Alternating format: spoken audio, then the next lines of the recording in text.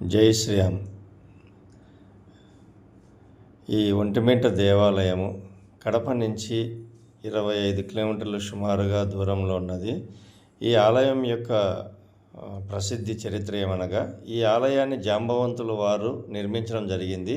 అప్పటికి ఇంకా రాముల వారికి ఆంజనేయ స్వామి పరిచయం కాలేదు. అందువల్ల ఈ గుళ్ళో రాముల వారు, లక్ష్మణ వారు, అమ్మవారు, సీతమ్మ వారు విగ్రహ ప్రతిష్ఠ చేయడం జరిగింది. చాలా మహిమాన్వితమైనటువంటి ఆలయం అండి ఇది కడప చుట్టూ ప్రాంతంలో ఉన్నది కాబట్టి ఇది చాలా ప్రసిద్ధమైంది. ప్రతి సంవత్సరం ఇక్కడ శ్రీరాముల వారికి, సీతమ్మ వారికి వివాహం జరగడం గొప్పగా మహనీయంగా జరుగుతుంది. ఈ రాష్ట్ర ప్రభుత్వం నిర్ణయించబడుతుంది. ఇక్కడ వారి ఆధ్వర్యంలో కళ్యాణం జరగబడుతుంది. చాలా పవిత్రమైంది. ఈ గుడి ప్రాంగణం మొత్తం చుట్టూ తిప్పుతూ మీకు చూపించడం జరుగుతుంది.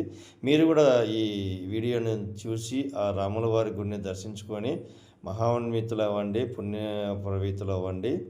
జై శ్రీరామ్, జై శ్రీరామ్, జై శ్రీరామ్. ఈ వీడియో చూసిన వాళ్ళందరికీ చాలా మంచిగా జరగాలని నేను కోరుకుంటూ ఈ పవిత్రమైన ఆలయాన్ని చూపించడానికి నేను ఈ వీడియో చేస్తున్నాను. Thank you for one and all. Please subscribe AMR blogs channel, like and share. Thank you friends.